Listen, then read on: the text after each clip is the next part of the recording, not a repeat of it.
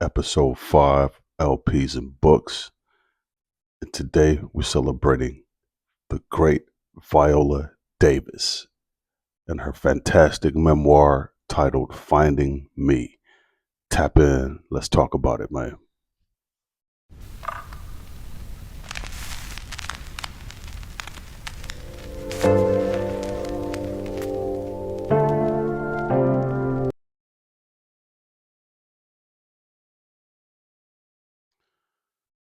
First and foremost, man, do your man a favor. Please hit the subscribe button. Please hit that like button. All of those good things, man. Drop some in the comments so we can continue to grow the page. You know what I'm saying? And continue to bring you fresh books every week. You know what I'm saying? Up and down the nonfiction section, often bios and memoirs. Sometimes those are by musicians. And every now and then we'll just have a conversation on music. With that being said, let's get it started. So, this week in the world, pretty much been drawn to the Olympics. You know what I'm saying? Other than doing what I have to do for this episode, you know what I'm saying? Tapping into um, Viola Davis's book. But other than that, let's see, we tapped into the Olympics. Simone Biles, incredible, man. Ledecky, incredible. You know what I'm saying? The men's basketball team. Those pretty much been the focus. Um, they have freed the world boss. They have freed the world boss. Jamaicans, please don't kill me. But they have freed Vibes Cartel. That is something major.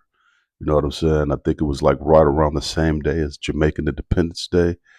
So shout out to the Jamaicans, man. They have freed Vibes Cartel. That was some major news this week as well. You know what I'm saying? On the music side, I seen the Killer Mike dropped. I bumped like half of that album. It's different, you know what I'm saying? It looked like he's got like some choir thing going on some of the records. I didn't finish the whole project to really get the full feel, but it's definitely something different. So shouts out to Killer Mike. And other than that, man, personally, I've been tinkering with Mob Deep and Eminem.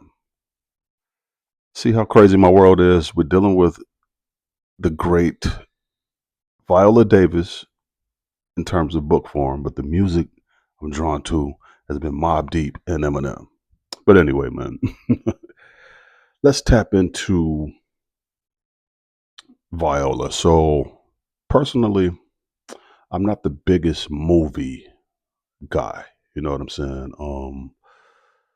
I was in the 90s and let's say early 2000s. It's probably where I slacked off. You know what I'm saying? Once the on demand slash all of the streaming and different things like that started to be more prevalent, pardon me, I become a person who likes shows. You know what I'm saying? So, for the most part, that will be my watching style when it comes to entertainment on TV, like the Power series. You know what I'm saying? The BMFs, the Ray Donovans, the Breaking Bads. You know what I'm saying? The Better Call Sauls.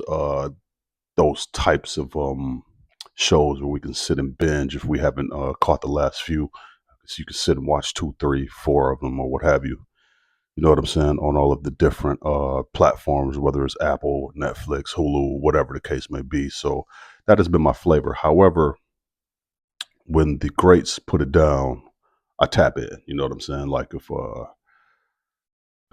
some of our legendary comedians or something put a movie together, like for instance, the latest movie I watched was the Eddie Murphy Axel Foley. You know what I'm saying? The newest, I guess, Beverly Hills Cop rendition. That's like the last movie that I've seen.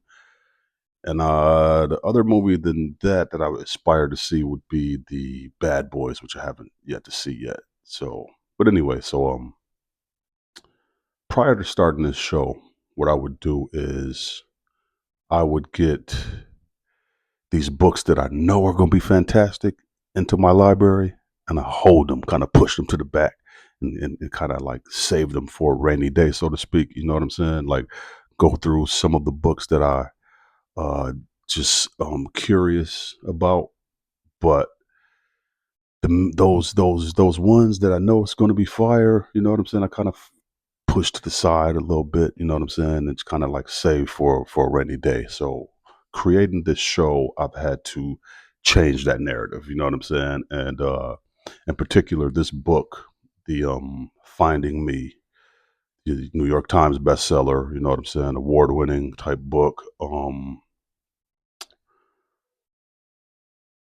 I bought it late. It came out 2 years ago. You know what I'm saying?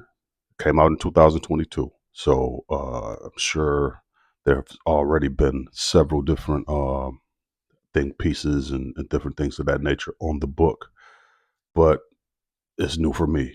And one of the beautiful things about this show is that a book lasts, you know what I'm saying, as long as we're here. You know what I'm saying? So uh, we're going to be pulling from those that are like my favorites. You know what I'm saying? So it's not going to always match up with current this week, this month. However, when we can do that, we do that, like we did with the last two episodes, the Common and the Ghostface. Those were relatively in current times in which they dropped the book, so that was a beautiful thing. So check for those if you haven't already, man. I did a two-part episode on Common with the music and book that he put out this year, and the last episode on Ghostface with the music and book that he put out in May. You know what I'm saying? So let's begin. So,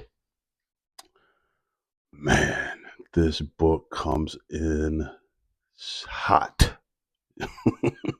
I can't even repeat the first three words she says in the book. And she was only 8 years old when she said that. You know what I'm saying? So it was a beautiful thing to know that she narrated it, and it's just on and popping from the jump. She does a phenomenal job from start to finish with the narration. It's always a plus when the author narrates the book. It's a beautiful thing. You know what I'm saying? I really hate sometimes when it doesn't happen that way, but phenomenal narration. You know what I'm saying? She brings in speaking on, you know, growing up.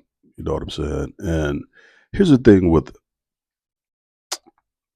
Viola Davis. Some people, they just have that. They got to look to them, and you just know there's something to them. You know what I'm saying? And she has always been one of those types. Whenever you just look at her, you just know this. There's something deep to this person. You know what I'm saying? And you just know there's some issue with them. If I could explain it, you know what I'm saying? Some people are like that. Some people you just know they got some. There's something to them, and I feel like I'm kind of in that type of a category. I might be off to the side, kind of quiet in my own world, but I'm like a Luka Doncic, so to speak, where you can't speed him up, you can't make him do this, do that. You're just kind of stubborn in your own world. She had something like that to her every time you see her pop up on the screen. And boy, I just didn't know it was this much. I knew there was something else because you just drawn to her every time you see her. It's very magnetic, very powerful. So as we begin, man,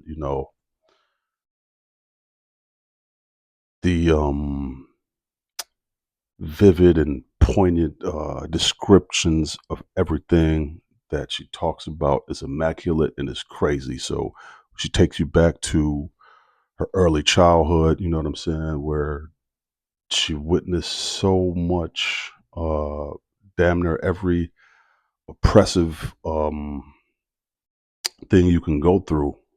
She went through that starting at a young age. So she starts the book off, man, like being chased home from school every day and being called the N word and all of this for nothing. You know what I'm saying? Being chased by boys, had to run her fastest to get home every day from school as a youngin. You know what I'm saying? This is nuts. So, she starts off having to run and being picked on, for being just a little dark skinned girl. You know what I'm saying? So she gets into all of the different things that goes on there, but the home life has this whole nother set of issues. You understand me? So, um, for one, she grew up in extreme poverty. You know what I'm saying? Um, Rhode Island.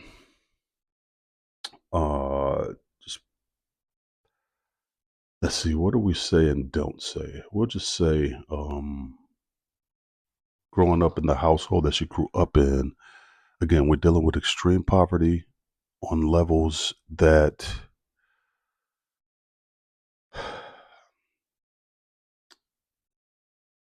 sometimes, when you get to learn other people's story, you start to see that,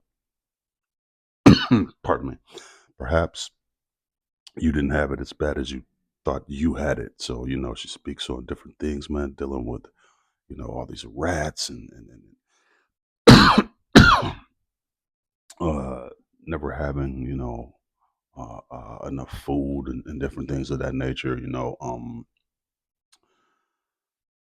often in poverty, you're dealing with a lot of issues in terms of, with the parents, and unfortunately, she dealt with, being witness to a lot of domestic violence throughout her throughout her childhood. You know what I'm saying?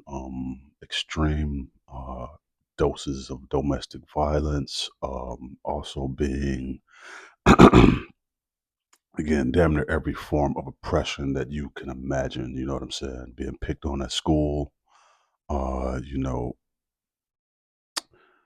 domestic violence, being a victim of racism, classism, you know what I'm saying? Again, a witness to abuse, uh, dealing with sexual assault and things of that nature, you know what I'm saying? Growing up in Rhode Island, and I just can't give away all of those types of stories in terms of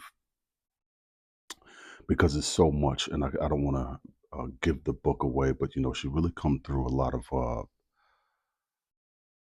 tough times growing up. You know what I'm saying? And she was really a feisty kid. I think that because of all of the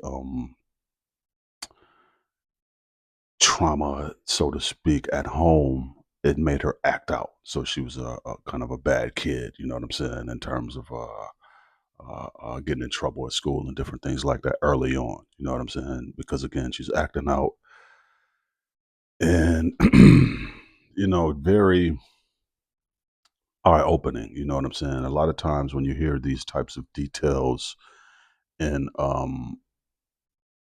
people's coming up, and you realize that she's born in 65.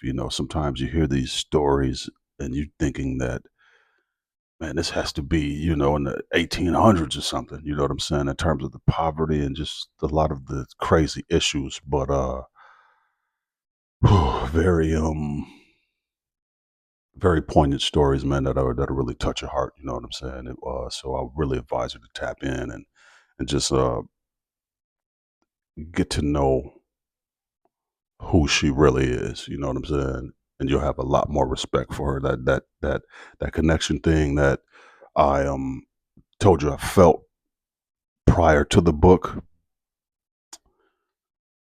you get to find out why that's there. So some of the bright spots within her childhood appears like probably when she's like 5, and her sister, who was living in South Carolina, came home, and her sister was 9 years old.